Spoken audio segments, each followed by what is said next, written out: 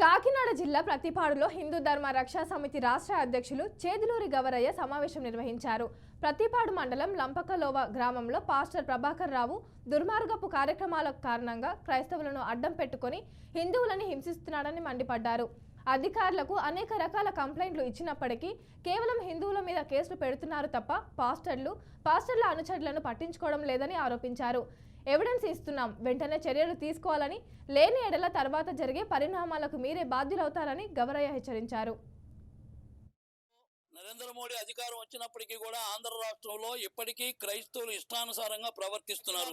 కాకినాడ జిల్లా ప్రతిపాడు మండలంలో అక్కడ ఉన్నటువంటి రాజకీయవేత్తల ప్రమేయంతో కొంతమంది పాస్టర్లు రాజకీయ వ్యక్తులకి డబ్బులు ప్రలోభ పెట్టి వాళ్ళని హిందుత్వాన్ని నాశనం చేయడానికి పాస్టర్లకు సపోర్ట్ చేస్తున్నటువంటి సందర్భాలు అనేక ఉన్నాయి. స్కూల్లో ఉన్నటువంటి సరస్వతి మాత విగ్రహాన్ని పగలగొట్టారు. అప్పుడు డిపార్ట్మెంట్ అన్ని వచ్చి ఏ రకంగానూ సహకరించకుండా చూసి వెళ్ళిపోయారు. కేవలం రాజకీయ వ్యక్తులకు భయపడి పోలీసులు కూడా తిరిగి వెళ్ళిపోవడం వచ్చింది. కానీ ఈరోజు అనుకోకుండా ఇంకో విగ్రహాన్ని పగలగొట్టే ప్రయత్నం చేస్తున్నప్పుడు అక్కడ ఉన్న హిందువులు బంధించి చెప్తే వాడు చెప్పినటువంటి సత్యాలు బయటపడ్డాయి. రాజకీయ శక్తి కారణంగా ఏమీ చేయలేని దౌర్భాగ్య స్థితిలో ఉంది ప్రభుత్వ యంత్రాంగం అంతా. గతంలో ఎస్పీ కూడా ఇన్ఫార్మ్ చేశామన్నా, అయినప్పటికీ కూడా ఇప్పటి వరకు ఏ రకమైన చర్యలు తీసుకోలేదు.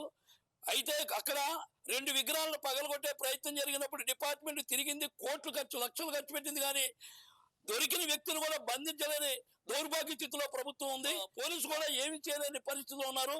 అయితే ఈ రోజు దానికి సంబంధించినటువంటి ఎవిడెన్స్ కూడా మేము ఎస్పీ గారికి అందివ్వడం జరిగింది. ఇవాళ దేశంలో